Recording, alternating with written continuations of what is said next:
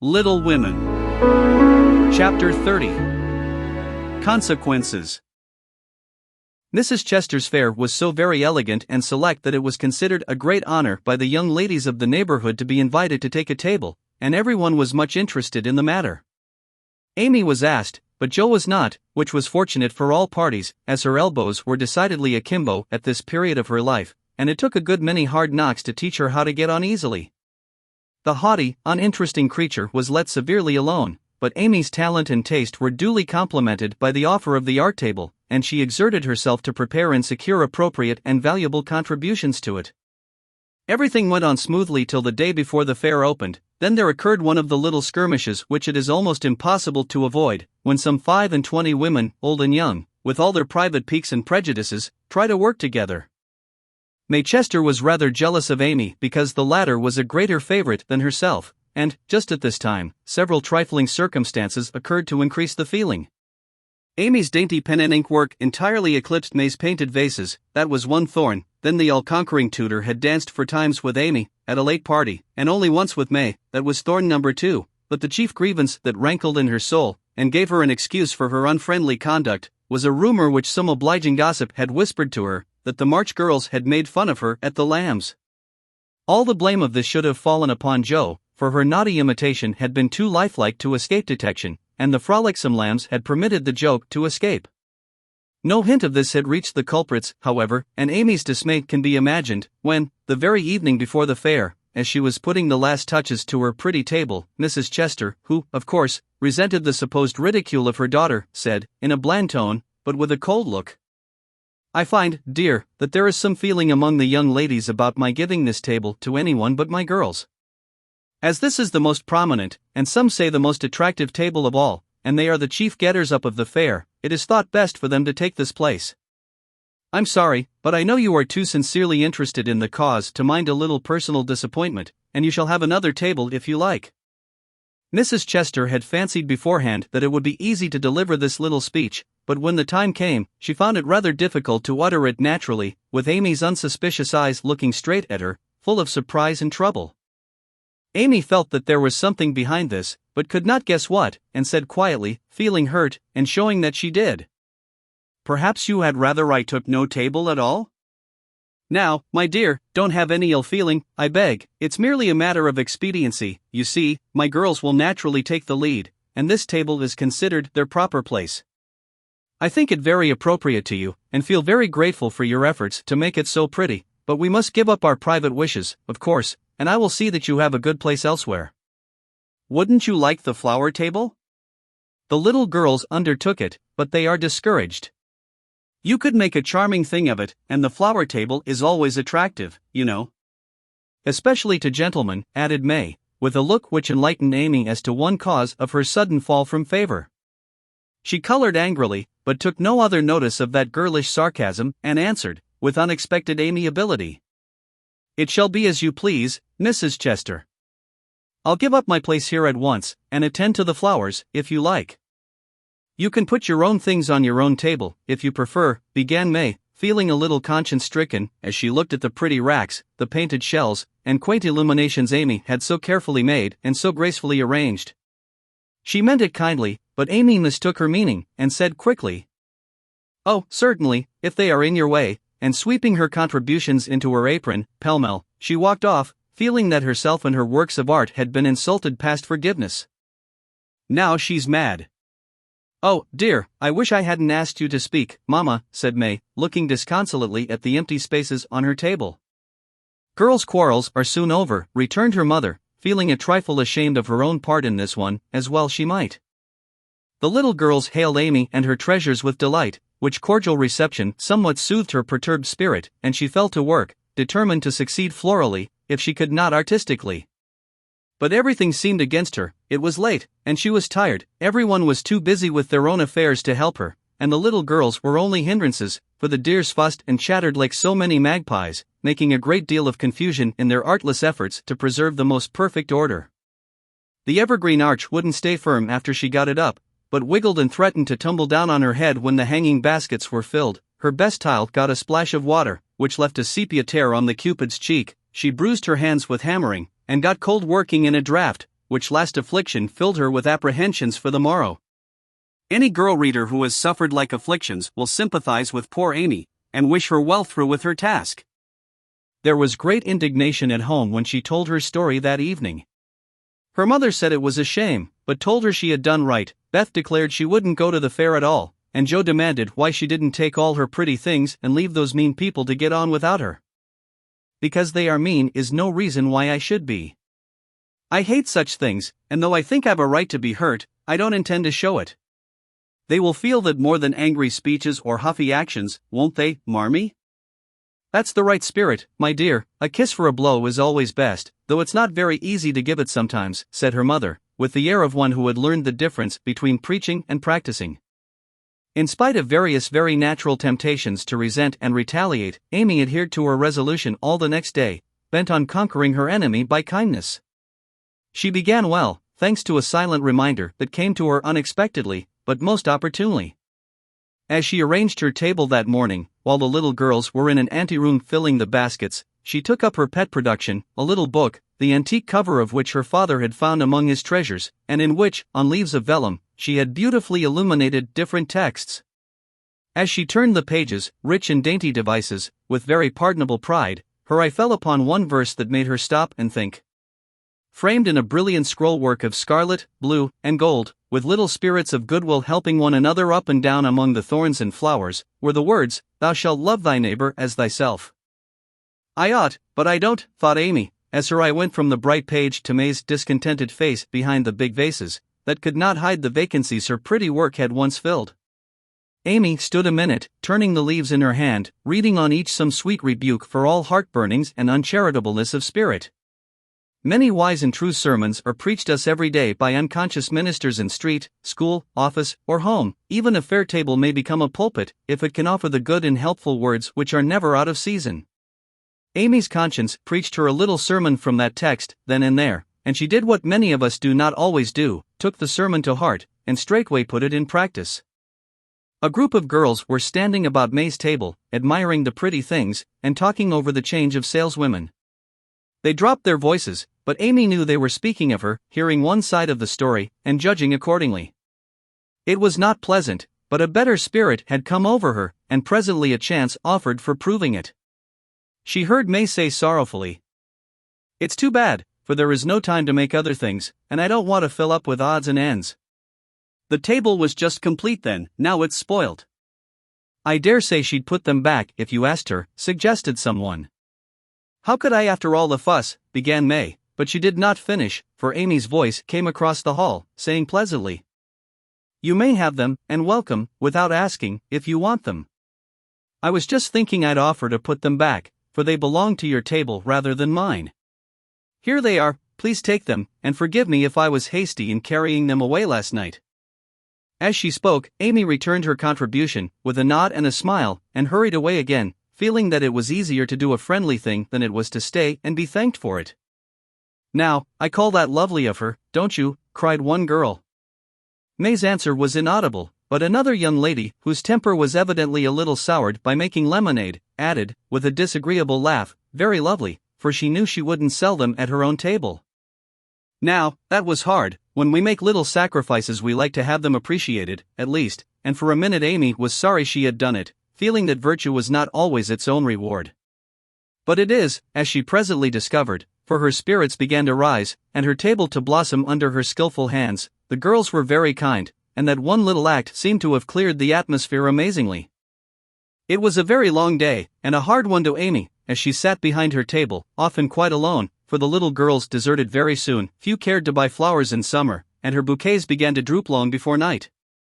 The art table was the most attractive in the room. There was a crowd about it all day long, and the tenders were constantly flying to and fro with important faces and rattling money boxes. Amy often looked wistfully across, longing to be there, where she felt at home and happy, instead of in a corner with nothing to do.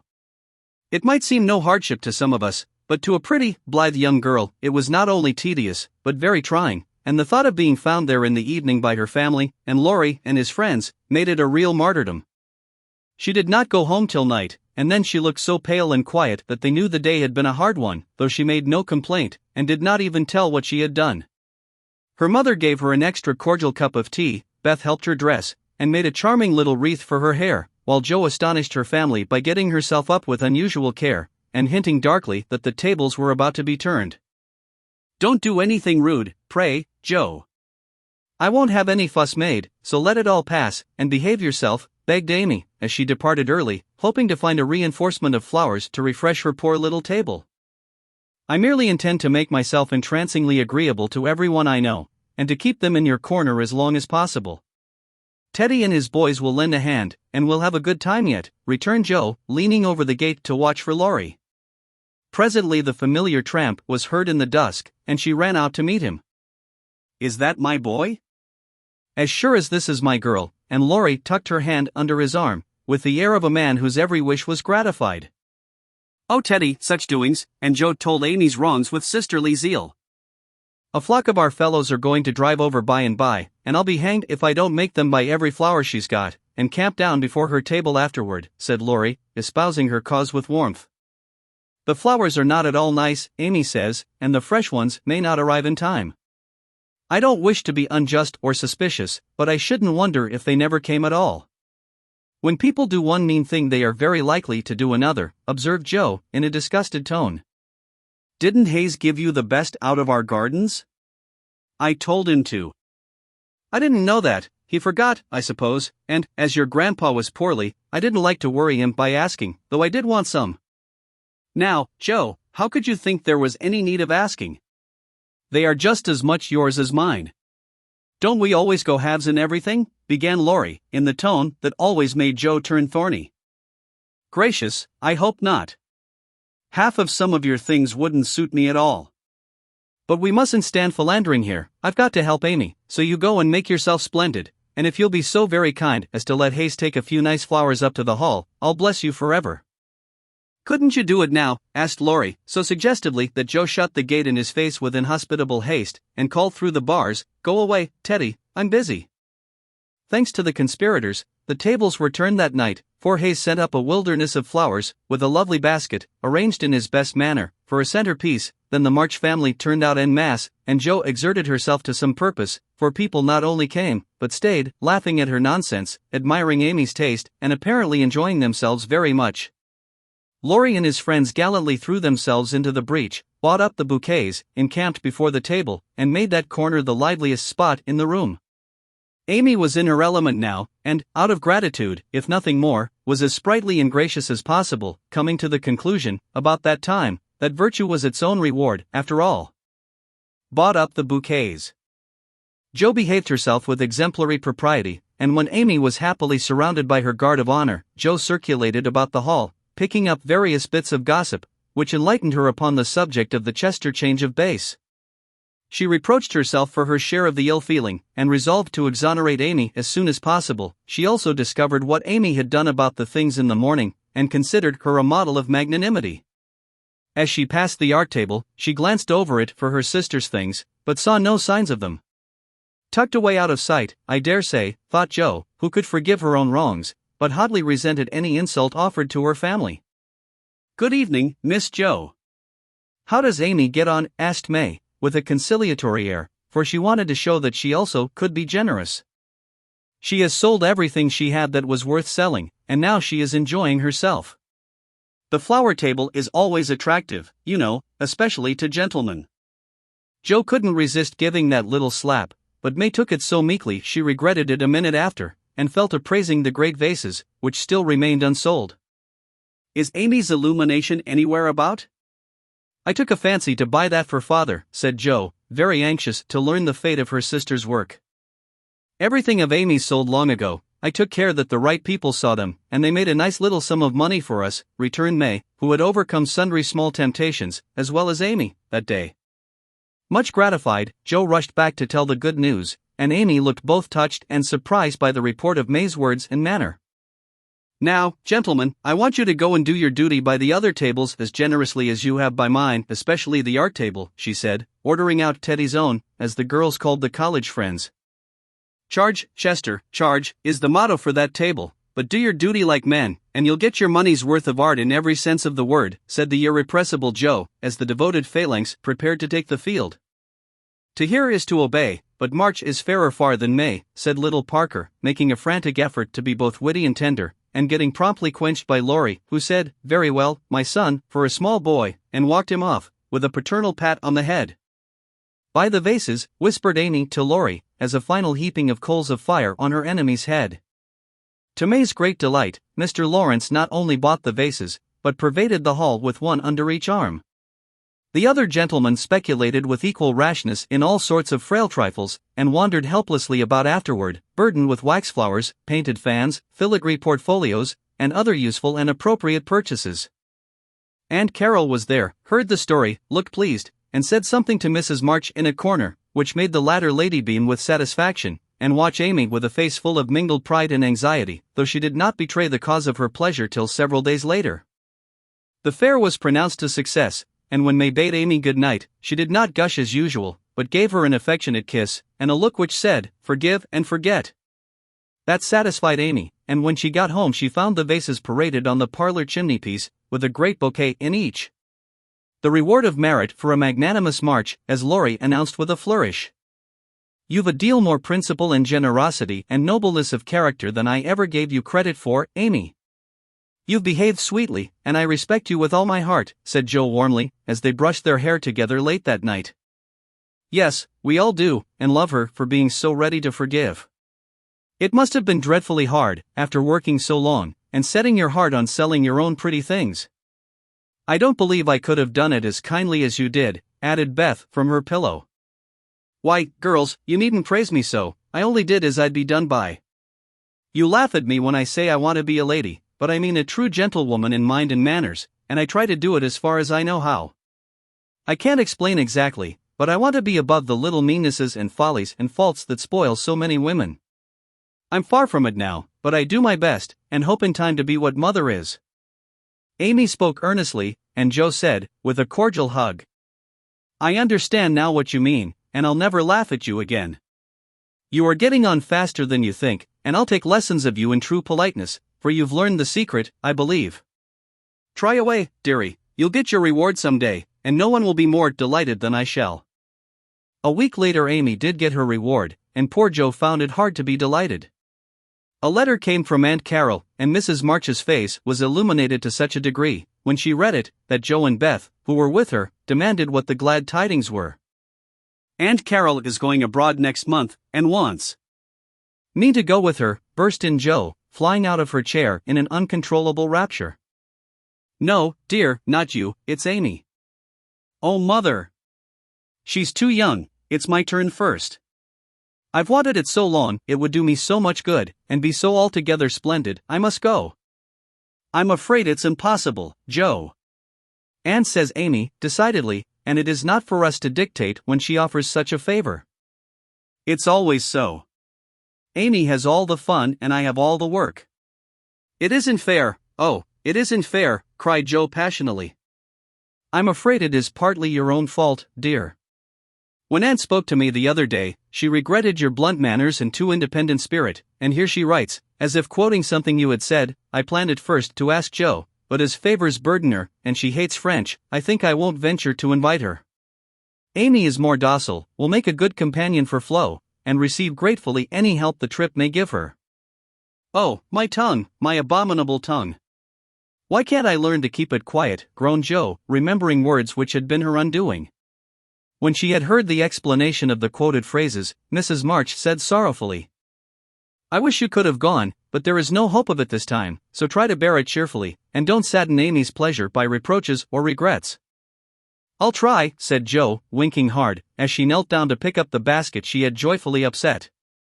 "I'll take a leaf out of her book, and try not only to seem glad, but to be so, and not grudge her 1 minute of happiness, but it won't be easy, for it is a dreadful disappointment," and poor Joe bedewed the little fat pincushion she held with several very bitter tears. "Joe, dear, I'm very selfish, but I couldn't spare you, and I'm glad you are not going quite yet," whispered Beth, embracing her, basket and all, with such a clinging touch and loving face, that Joe felt comforted in spite of the sharp regret that made her want to box her own ears, and humbly beg Aunt Carol to burden her with this favor, and see how gratefully she would bear it. By the time Amy came in, Joe was able to take her part in the family jubilation, not quite as heartily as usual, perhaps, but without repinings at Amy's good fortune.